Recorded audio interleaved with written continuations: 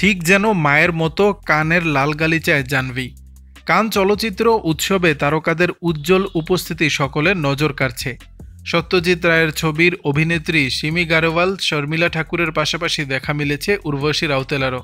লাল গালিচায় হেঁটেছেন তিনি। এই বিশেষ মুহূর্তে জাহ্নবীর সঙ্গে ছিলেন ছবির পরিচালক নীরজ ঘেওয়ান এবং প্রযোজক কারণ জোহারও। লাল গালিচায় জাহ্নবীর উজ্জ্বল গোলাপি পোশাকটি শুরু থেকেই সবার নজর কেড়েছে।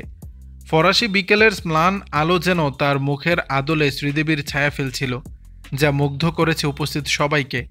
ছবি প্রকাশ্যে আসার পর থেকে শুরু হয়েছে আলোচনা। প্রথমবার কানের লাল গালিচায় ঘোমটা মাথায় হেঁটে জাহ্নবী যেন তার মা শ্রীদেবীকে স্মরণ করিয়ে দিয়েছেন। অনেকেই মনে করছেন এটি হয়তো মায়ের প্রতি তার শ্রদ্ধা। এদিন জাহ্নবীর পরনে ছিল বিখ্যাত ডিজাইনার তরুণ তাহিলিয়ানির তৈরি পোশাক। ধূসর গোলাপি রঙের বেনারসির টিস্যু কাপড়ে ছিল ধাতব চাকচিক্য, আর গলায় ছিল মুক্তমালা। তবে তার সাজের সবচেয়ে আকর্ষণীয় অংশ ছিল ঘোমটা।